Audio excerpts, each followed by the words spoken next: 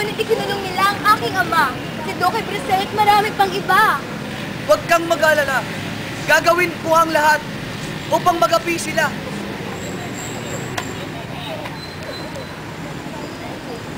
Nagapi at napagtanggol nila ang kaharian ng Albania.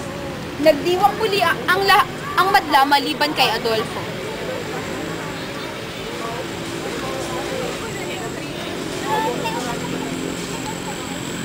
Makukuha ko rin ang lahat ng nasa iyo, Florante. Umanda ka.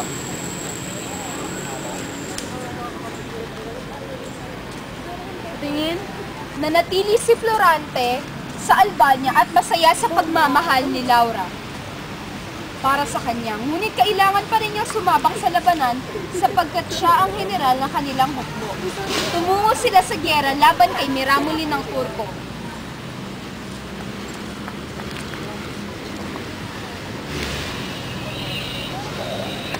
Florante! Miramoli! Suga!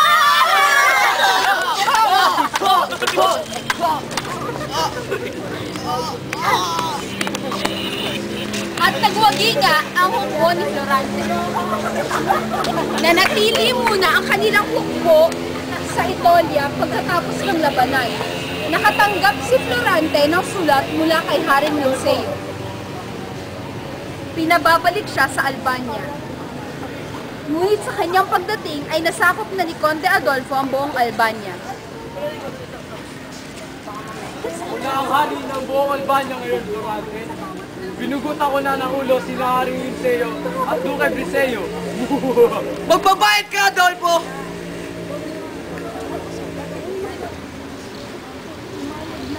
Pumayag na magpakasal sa akin ang mudyang si Laura at ipinatatapon ka niya sa gubat at ang iyong muling antungan ay ang kagubatan.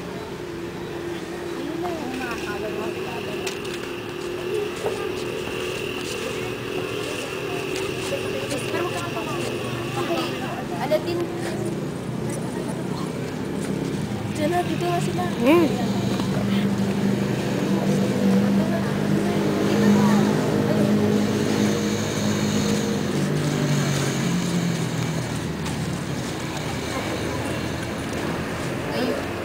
Ngayon ay nandito na ako at kasama mo.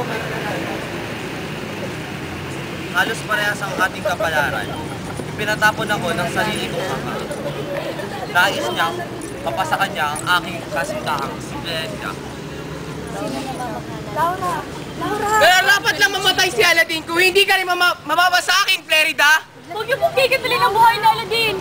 Ako'y papayag na magpakasal sa iyo. Kung sa gayoy, ipapatapon ko na lamang siya sa malayong kagubatan nang sa gayoy walang makialam sa ating dalawa. Ito nga at pinagtagpo